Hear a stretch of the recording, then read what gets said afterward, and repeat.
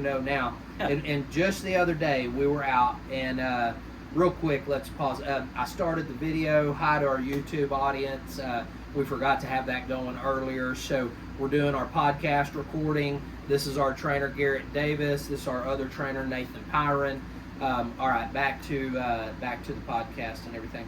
So, just a few days ago, it was probably 2 weeks ago, we were out on one of the ponds, and we ran about a 350-yard blind. And Garrett did that with his young dog that just turned 2 years old, who he has trained from the ground up himself here on our grounds and everything, and with our resources and knowledge and getting coaching and growing. But it was amazing to see that dog do that, knowing where you were at 2 years ago. A 350-yard blind was something that would have been totally unheard of and not even a thought. And so for you to now do that and do it well and really successfully with Griffin was awesome. So what is your favorite thing or part about retriever training? I think a lot of people would probably say more the advanced stuff, but I actually think that when the light bulb goes off in a young dog's head and things start clicking and making sense to them, I think that's my favorite part, because you can see the excitement in their eyes, you can see and read their body language, and it kind of ignites that fire that just continues to grow as you progress through more of the intermediate to advanced work. Yeah, I would agree with that 100%. Seeing a young dog where their greatest goal, desire, and passion in life is to get those birds. And you just see it in their eye. It's magical every time. I tell my clients, it's like us on Christmas morning. It's hard to reproduce Christmas morning for a child, but if you happen to be a well-bred Labrador Retriever with a ton of drive and desire, it's Christmas morning every day at Texas Duck Dogs, because you get to go retrieve birds and do the thing that you were born to do and love to do. So it's pretty awesome. I want to now introduce Nathan Pyron. I've told you he's been here a little over a year. He started, were you 16 when you started? Yes, sir. And then shortly turned 17 after that. It was September 12th of 2021. There you go, September 12th of 2021? Oh, so, wait, we just hit your 2 year? Quit just a little over a year. Yep. Dang, okay. I feel like a bad employer and boss right now. Should have known your work anniversary there, Nathan. Very impressed with your work ethic, honesty, and integrity. You brought a lot to the table as well. I think you knew a lot less than Garrett did about retriever training specifically, like you knew zero, but you had been a student of dog training and you had been trying to learn. So talk to us a little bit about that. What ignited your passion and desire for dog training, where you were getting your early knowledge and discovery, and how you ended up here.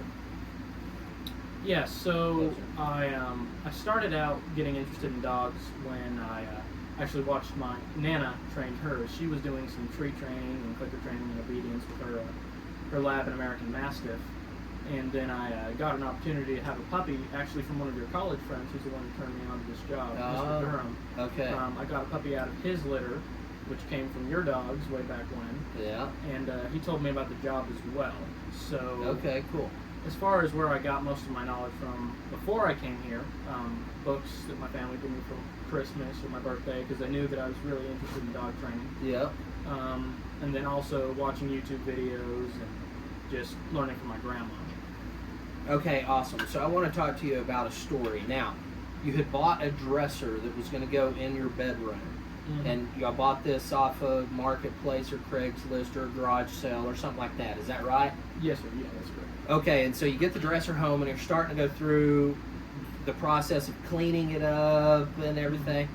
And somehow there was a DVD that had been like jammed in the crack or the corner of the dresser, and the owners didn't know it. They hadn't cleaned it out or anything. What DVD was that?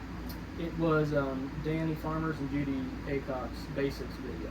Yeah, which is ironic that you would randomly buy a dresser that had Danny Farmer and Judy Aycock's Basics DVD in there, and that you would be interested in retriever training and then work for the guy that bought this property that we're on and operating Texas Duck Dogs on from Judy Aycock, and who was initially trained on basics by Danny Farmer. Now, I'll talk a little bit about my history real quick. I self-trained because I was given a hunting dog for my 18th birthday, and I called the local trainer, and she told me how much it cost, and my jaw dropped open, and I laughed, and I said, ma'am, I'm only 18 years old. And she said, well, I'm sorry, you can come out and throw birds. I had no clue what throwing birds was, and could tell I knew nothing, but that wasn't the route I needed to go. So I thanked her for her time and hung up, and went to my friend John Pettit. John, if you listen to the podcast or watch the YouTube video, you taught me a little something about dog training. It was part of the development of me coming around to being a professional retriever trainer. John brought a pigging string, or a small calf rope essentially, to church, and he said, hey, I've trained my own Vizslas. This is what you do. You use this slip lead of this pigging string, and you teach here, heel, and sit. And I started from there, and the rest of it was self-discovery. I didn't have any DVD videos or anything to watch. I was an 18-year-old high school student, but I knew a lot about dogs. Not about retrievers, but about American foxhounds. So my great-great-grandfather was a member in the 1870s, 1880s of the Fannin County Fox and Wolf Hunters Association. And therefore, my grandfather, Bill Cashin, who took me hunting before I could walk, chasing coyotes and foxes through the woods of Fannin County. In addition to that, we would run AKC retriever field trials, and so literally it was my dad, Bill Cashin, my father, Charles Cashin, and myself. And what would three guys be doing every weekend running hounds if they weren't making their women mad, right? But my grandmother had died at 55 at a heart attack, so my grandpa was a widow, and my dad and mom had separated over just two different lifestyles, meaning my mother was a drug addict and not interested in being a mom. And so that left three dudes, a baby boy, 2, 3, 4 years old, a single dad trying to raise his son and make his way through life, and a widowed grandpa, in his late 50s, early 60s. So what do you think we did? We went hunting. Hunted a lot. All the time. Like, they would pull me out of school Thursday afternoon. We would drive to southwest Arkansas, to Hope, Arkansas, and run in a fox pen at a field trial up there, and we wouldn't come home until Sunday afternoon. And I just thought all the kids did that. I had no clue that staying up till 2 in the morning around the campfire, telling lies about your dogs and other things, and chasing your pack of hounds through the woods with spotlights and headlamps, and there's dog number 123, and he crossed first, and there was judges on horseback, and they were writing down the numbers of the dogs and everything. I thought everybody did that. I didn't know that was special and unique, but let me tell you, I recommend for every child to spend weekends on end with their dad and grandfather in the woods. It had such a tremendous impact in my life. It will change your life too. The relationship and development man to man, grandfather to grandson, father to son, cannot be replaced by anything else on this earth. Get your boys in the woods, make memories as you make men out of them. So that's my story there. For that puppy that I got for my 18th birthday was a gift from my father for my 18th birthday, because when I was 16, my dear friend Gary Allen King took me on my very first duck hunt on Andrew White's pond. Andrew White's affectionately referred to as Whitey. And the stories that I could tell about Gary King and Whitey and myself and our other friends, the Bogues, and 1,000 others that I won't get into. I'm telling you, once duck hunting got in my blood and I realized instead of chasing four-legged furry creatures through the woods, you could have winged animals fly into your face, and you could tell jokes at the same time and laugh and cut up and shoot them and then go home and prepare them and eat them and have some of the best table fare on the planet. It changed my life, and no longer was I interested in American foxhounds. I wanted a Labrador Retriever, and so my dad bought me one. And now I realize that they're not instinctively running game like the American foxhounds instinctively chase and they learn from the older dogs. But there's a whole lot. You have to teach a Labrador every little step of life, every baby step. The retrieve should be instinctive, but I have seen dogs that it is dead and dormant in, and you have to cultivate it out and pull it out. And that can be done. There are trainers that will argue, no, if they don't have any instinctive retrieve, they're not gonna. But I have personally pulled it out of dogs. You have to figure out what makes them tick and then cultivate that desire. I much prefer a dog that is born with it and wears it on a 1 to 10 scale as a 10 on their sleeve, and all they want to do is retrieve stuff, and they're picking stuff up around the house in the backyard and bringing it. That's the dog that every trainer lives for. So anyway, I trained my own lab, and then I had buddies in high school start calling me, hey, will you train my dog? And at 18 years of age, I took my first dog for pay. Dennis Haskins, thank you for that. You were the manager at Singular Wireless in Sherman, Texas, and my dad spoke with you, and you were willing to trust your black lab female named Maggie to come into my 1-month gun dog program. I had no clue what I was doing, Dennis. I apologize for that. Let me train your next dog 50% off through our full basic hunter program as a way to say thank you for helping me get started in this wonderful journey and wonderful business of retriever training. Now on to our subject matter for the day. What hunting dog should you buy? And to some people listening, you're going to say, well, that's obvious, blah, blah, blah, but not everybody sees it as obvious. We have Gun Dog Magazine, and we see all these versatile dogs, retrievers or dogs of every flavor and breed doing different tasks, whether they're genetically wired to do it or not. And so I want to talk just a little bit about gun dogs generally, and specifically what you want your gun dog, your hunting dog task to be or to perform. So Garrett, you've trained a number of dogs. What's the oddest breed or combination dog that you've had come in for our retriever program? I think the oddest would probably be it was a pit. Okay. I think she was probably 3/4 pit bull and maybe had a quarter lab. Are you talking Lacey?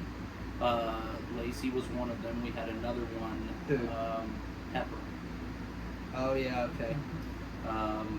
But then we get doodles. Wait, yeah, we get the doodles and stuff, but let me stop you. What are you training right now for the retriever program? Oh, so right now I have a 14-month-old. She's a Dutch Shepherd Malinois cross. Yeah. She has a lot of perseverance. She has a lot of energy. She needs it channeled. So it's gonna be a challenge, I think. Yeah, I think it'll be a challenge, but she does have some natural retrieve instinct, but she's got all of the Malinois Shepherd traits, and so we'll see if we can turn her into a duck dog and get her to fall in love with birds and cold water. Okay, that's very important. Nathan, of all the dogs that you've had your hands on and trained, what is the most unique or what is an odd breed that you've had come in for retriever training? As far as currently right now, the most unique dog I've gotten is a Irish setter poodle. Yeah, Irish setter poodle. Who was that? What was Duke? Duke. And he's training very well, actually. Okay, so that's one you're currently working Yes. with, and he's doing a good job. For me, yeah, probably some of the doodle breeds, but I'll just give you my gut response to that. Most doodles, you're like, well, it's a half lab and a half poodle. Yes, but half what kind of lab and half what kind of poodle? You have to answer that question. Most breeders that are crossbreeding and taking two different breeds and crossing them to make something, they're not using a AKC Master Hunter from a bunch of field champions and Master Hunters crossed with a poodle that's a working hunting poodle. They're taking a pet quality Labrador, at the $250 lab that they got from their buddy down the street, and they're crossing it with the $400 poodle, pet quality poodle that they got down the street, and they're putting them together and selling $2,000 puppies. Wow, not how hard to figure out why people are doing that. But they are not furthering and bettering the breed. They're trying to create a cross, and they're hoping for the best. They are hoping that by crossing a hunting dog with a form of a hunting dog, and I say that respectively to the poodles. Poodles in their origin were bred for hunting dogs and have been show bred and companion bred here in the States, and a lot of them have lost all of their hunting traits and hunting instinct. And very true it can be for the Labrador Retriever that has purely been bred for companionship or the show ring and have lost a lot of their hunting traits. So buyer beware. You need to buy from proven hunting stock. I cannot make this point any more dramatic or extreme. If you are dead set on a poodle, get on the list for the 3-year wait from the hunting poodle kennel that breeds proven hunting poodles. Get on the list for a well-bred litter of Labrador Retrievers from proven master hunters and field champions. Otherwise, you are rolling the dice. You're going to get whatever. If you do the crossbreeds, you're going to overpay for crossbreeds that are pet quality, and you're going to hope they make it through a hunting program. And you're going to invest $3,000, $4,000, $5,000 in the hunting program for the trainer to say the dog's just mediocre at best, or the dog won't hunt. You get 2 or 3 months in, and this dog just does not have enough desire to continue. We have to stop. Now you've committed to the one dog for your family, and you've paid the money, and the dog's not going to do the job, and you're not going to make memories in the field. If your wife is going to fight you tooth and nail on this, and it has to be a poodle, and it has to be hypoallergenic and all this stuff, and she's calling those shots, buy her a dog. Do yourself a favor, buy her a dog, and then go buy yourself a kennel and set it up in the backyard, a 5x10 kennel with shade and water and a concrete pad, and you go outside every day and you work with your lab if your wife will not let you have a lab in the house. But if you want a dog that's going to retrieve your birds, be very careful about the doodles. Some will, 95% will not. That is my experience training 23 years professionally. So the same applies, though, to Labradors. Buy proven hunting Labradors. But let's talk about hunting dogs specific. You're buying a dog and you want it to be a retriever, meaning you want it to go and retrieve doves and ducks. Doves are not upland hunting. I get this call, guys call me, hey, will my dogs do upland too? And I'm like, well, what upland bird are you hunting? Doves? Hey guys, dove is a migratory game bird. You have to buy your migratory game bird stamp to hunt dove because it's a migratory game bird. It's not an upland bird. An upland bird is a ground-based bird, such as a pheasant or a quail, that live primarily on the ground and just use flight to move from location to location, whereas your migratory game birds are primarily air-based birds for their travel. Your ground birds are going to run on the ground, they're going to walk, they're going to migrate ground or air, but your migration birds, your waterfowl and doves, they're going to migrate via air, and that's why they're called migratory game birds. So that's the difference between a migratory bird and an upland bird. So doves are not in the upland category. If a dog comes through our program and is cross-trained to retrieve ducks, they'll also retrieve doves. They'll also retrieve your upland birds. If they see you shoot it and see it fall, they'll go retrieve that too. So it's good cross-training, and you can use your lab to go out and pheasant and quail hunt. If you are in an area of the country where there are pheasant and quail and those places are dying off rapidly, we used to have them here in North Texas. It's been 25 years since anybody seriously hunted North Texas, and probably more like 35 or 40 years. I mean, in the 80s we had good birds. My dad and granddad would quail hunt. Mainly my dad. My granddad was not interested too much in quail hunting, just the foxhounds and all that stuff. But anyway, it's been a long time. So, which hunting dog should you buy to do waterfowl or upland hunting? And so, I'm going to tell you, if the last name is Pointer, it's meant to point upland birds. If the last name is Retriever, it's meant to retrieve migratory game birds or retrieve upland birds. And I'll explain the core difference other than just the name. And you say, what do you mean last name? Well, Labrador Retriever, Golden Retriever, Chesapeake Bay Retriever, German Shorthair Pointer, German Wirehair Pointer, Wirehair Pointing Griffon. If it's got Retriever in the name, if it's got Pointer in the name, that's what its genetics tell it to do. And so let me give you a little coaching on that. A retriever is an eyes first dog that is handler dependent. A pointer is a nose first dog that works independent of their handlers. And so you need to understand the difference. people say, man, my pointer is so stubborn. I'm like, that's his genetics telling him to be stubborn. He is intended to jump off the truck, drop his nose on the ground, and run and follow his nose and let his nose tell him, oh, there's birds in the area, I'm going to point over here. And you as a handler follow the dog. He can do his job and work independently of you as a handler. Your job is to follow him. He tells you where birds are.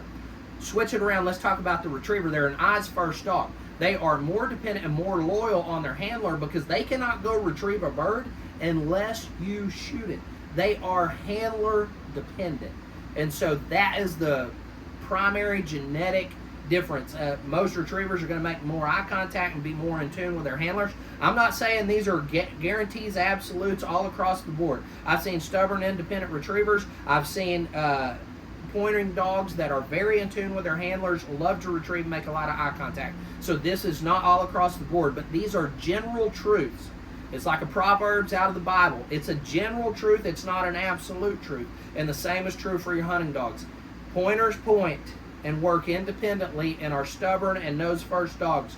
Retrievers retrieve and are eyes first and dependent upon the handler and are designed for you to shoot a bird. They watch it, mark it, and go where their eyes tell them to go. Then they get out there and engage their nose. Whereas your pointer, he takes off with his nose first, finds the birds. You flush them up and shoot them. If you're lucky, he'll go retrieve one. Most of your pointers don't have a lot of natural retrieving desire because it has not been bred into them. Not all. I've trained some that have plenty of retrieving desire. I have labs that come in that don't have a lot of retrieving desire. So it's up to the individual genetics of the dog. So, Nathan, how many pointers have you trained to retrieve that you can remember roughly? Two. Myself. Okay, and were they German Short Hair pointers, wire hair pointing Griffons? What were they? One wire hair pointing Griffon and one German Short Hair. Okay, did they both finish the program? They did. They were definitely a little bit more difficult to train in the labs, Yeah. for sure. You're being very nice. They were difficult to train. Yeah, that's trainer's way of saying they were a nightmare. Okay, we're not joking sometimes. All right, Garrett, how many pointers or non-retrievers have you probably put through the program that you can remember? I want to say... We can stop there. We just lost power. Battery died on us. We'll finish it for the video here, Okay. so we don't have to use the microphone. How many have you roughly? I want to say I've trained 7 or 8. One of my first dogs that I took over was a GSP. She was very watery. She had a high drive. Got it. And she was a good retriever. After that, though, there were quite a few difficult ones. I've trained wire hairs, pointing Griffons, and primarily GSPs. Yeah. So they're all definitely difficult. Yeah, they're in harder their to own train. right. Yeah, some are more stubborn and just don't want to work with you. Some don't have as much retrieving drive. Some are both stubborn and low retrieving drive. So generally what I found, out of 10 German Shorthair pointers, 3, maybe 4 are going to like water and be good retrievers and make a duck dog. So that's we'll call it 35%. The other 7 are not, or 8 or 6, you know. The other 65%, they're going to be too stubborn to be a good retriever. They might be gun broke. They might go get a bird, but are they the kind of dog that you're going to want to take out into the field and hunt with routinely? No, not for retrieving. Now, those dogs, had they been cultivated to quarter and run a field and lock in on point, they might be fantastic for that. But again, they've got pointer in their last name, and that's what they're designed to do. And we're trying to put a tool that's designed to paint the outside of the house, but you're trying to paint your car with the same tool. I mean, you can paint the car, but it's going to look like crap, and you're not going to be happy with the final product. And so that's what's going on when guys usually, and I'm not saying all, we've trained 2 or 3 that were good. I mean, that's what I'm saying, it's that 30% margin.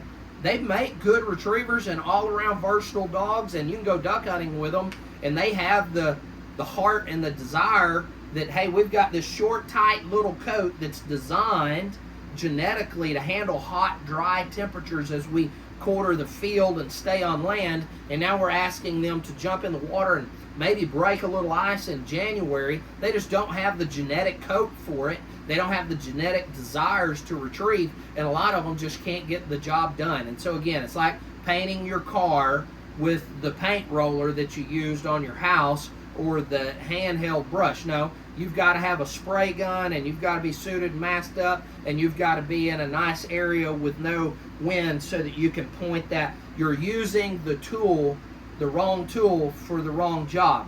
And not to say you can't get it done, it just usually does not work out right. So that's my general advice. If you're looking for a hunting dog and you want a dove hunting dog or a waterfowl dog, a goose dog, a duck dog, get a retriever. Now, let's talk about color. I'm going to tell you, buy a black lab. I personally like yellow labs. My new 6-month-old puppy is a yellow lab. I love yellow labs. But if I am trying to hedge my bet and I want all the odds in my favor, I'm going to buy a black lab from Master Hunters and Field Champions. Why do you say that, Wade? Well, if I look over the swath of dogs that have become national champions over the years, I can only think of one yellow, which there have been more than one yellow national champion, but I can only think of one. And I can only think of one chocolate, and that was 1996 Storm's Riptide Star. And I think people say that he popped in the ninth series, and if it had been anybody but Mike Lardy running him, maybe he wouldn't have won, blah, blah, blah. I don't know that. It's just the stories you hear from the old field trialers as they tell you about life and this game and everything. But if you look at all the national champions, let's look. Oh, actually, I can think of 2 yellow national champions because another dog just won it last year, a yellow Floyd.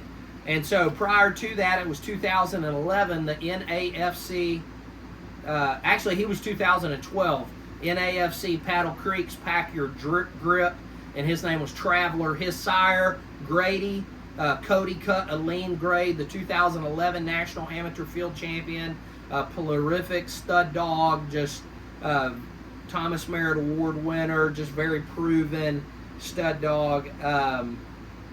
But even that stud dog, Cody cut a lean grade. That's a play to his grandpa, the 1984 National Amateur Field Champion, True Mark zip code. Cody, owned and trained by Judy Aycock. That's who has taught me a lot about retriever training, where we bought our property from. She trained the 1976 National Field Champion Honcho, and then the 1984 National Amateur Field Champion True Mark zip code. She racked up 444.5 all-age points on Cody and still holds a ton of records with Cody today. Definitely a phenomenal dog. And so, anyway, but as you look, that dog was black. Hey, Honcho was black. Tub was black. NFC Mighty Mouse, or Windy City's Mighty Mouse, black. 2019 NFC Fox, black. Holland Cliffs Play It Again, Luke, black. Dozer, black. I'm thinking of all the recent national champions other than Floyd. Floyd is the only one in recent, meaning the last 15, 20 years, that was yellow. There's only been one chocolate in history do it. That was Storm's Riptide Star in 96, Rascal. And then the 2012 Paddle Creek's Pack Your Grip Traveler. All the rest have been black. And there's 2 national champions crowned every year, a national field champion and a national amateur retriever champion. So you got 2 categories, amateur handlers and the open category where pros and AMs can compete against each other, and they find one champion each year. All that to say, if you want all the odds in your favor, buy a black lab from Master Hunters and Field Champions on that pedigree. And I'm not talking about 4 generations back, because you're probably not like your great-great-great-grandfather. And Tiger Woods' great-great-great-grandson may not even care about golf or be able to swing a club. But if you look, Archie Manning created Peyton Manning and Eli Manning, his sons. Look what's going on in the NFL right now with Deion Sanders and his 2 boys that are doing phenomenal in college football. So you're much better off to buy directly from a dam and sire that are proven directly master hunters, field champions, national amateur field champions, qualified all age, QA2, these things. These dogs are proven that they are highly trainable, that they have the physique and the structure and the physicality to go and run a 500-yard retrieve, come back and pick up a 185-yard retrieve, and then go get a 320-yard retrieve in a triple in your typical all-age open stake. So be careful about what you're buying. Buyer beware. It's a completely unregulated industry. The other topics we were going to talk about have pretty much been covered. A well-bred puppy, direct descendants of field champions and master hunters. Just because it's a lab does not mean it will hunt. It may come from parents that are fat, lazy house dogs, or parents that have been bred with good conformation and good structure to be in the show ring, and it might even have a CH on the front of his name, and the breeder said, yep, that's a champion right there. That's a champion in the show ring. That's not a champion in the field. It needs to say FC, field champion. It needs to say MH at the back of the name, master hunter. If you're buying from a UKC, United Kennel Club pedigree, you need to be looking for their hunt test titles, HRCH, Hunting Retriever Champion, GHRCH, Grand Hunting Retriever Champion. Those will be at the front of the name if you're looking at a dog that's registered with the United Kennel Club. The other titles that I've talked about are AKC registered pedigrees, American Kennel Club, and so you've got field champion, amateur field champion, national field champion, national amateur field champion, QA2 at the back of the name, master hunter, senior hunter, junior hunter. A junior hunter means that dog was able to go out and pick up one bird and bring it back. It didn't have to sit in honor. It didn't have to be steady to shot. It has to deliver the bird to hand, so you have to be able to dive and catch the bird before it hits the ground. So if that's what you're looking for in a dog, but most people are looking for dogs that can sit on a whistle and take casts and honor other working dogs. If you buy from stock that is able to do the advanced work, and you may say, wait, I don't want a field champion. I don't want a master hunter. I know, but you want a dog that can make you look good in the duck blind, and that if you spend thousands of dollars on training, that you get a good quality finished product. So that's what we're talking about. And you get an invite back to the duck blind. You get an invite from your buddies back to the duck blind because you didn't have that dog that just couldn't get the job done. Nathan, what's your dog out of, your new black puppy? Fox, the 2019 National Field Champion, and a master hunter named Eve. A master hunter female, that's right. That ties back to Holland? I think she ties back to Grady. Grady, okay. And then, Garrett, you've got a black male dog named Griffin. What's his breeding like? Griffin's out of the, he's the number 3 yellow lab in history in the hunt test world. He's a 7-time, I believe he's 8-time Grand Hunting Retriever Champion and a Master Hunter. He's also placed 4th in qualifying, so he could have easily been QAA if he hadn't have aged out. I think he's about ready to retire. Yeah, and that's what you mean by aged out. Got too old, yep. Because there's no age limit on qualifies. He just means Correct. The dog is getting late in his career. If he had been focused on field trials early on in his development, he Yep. could have become QA2. But Yep. that dog's name is Ammo. Ammo. And then, bred to what bitch? Hope is out of Holland, Yeah. which is Ed Acock's Old FCAFC, numerous, finalist, great qualifying, producing stud. great So- producing stud dog. And every dog that I've come across that is directly out of Holland or close to, Yep. has been an exceptional Oh dog. yeah, very good. So my new puppy right now, 6-month-old yellow male, but he's out of a black dog, the NFC Windy City's Mighty Mouse. They call him Mickey. And actually, wait a minute, my yellow puppy is out of Google. I'm your search engine, and he was also a national field champion, and he's black, and the mom is black, and she's qualified all age, and her name is Divot, and she is out of the Mulligan off the Rainy Tee, and he was a national amateur field champion. And so I've got a yellow dog from 2 black dogs. You say, well, how does that happen? Well, black dogs can carry recessive gene coat colors and be yellow factored or black factored, or they're all black factored or chocolate factored, I meant. And so you can have 2 black dogs produce a yellow if they both carry the yellow recessive gene trait. So anyway, we're going to end this, guys. We hope that's helpful. We hope you're going to benefit from our podcast and our video uploads. We're going to try to do this weekly. Maybe we'll keep it a little shorter next time. Happy hunting, happy training, and see you in the field.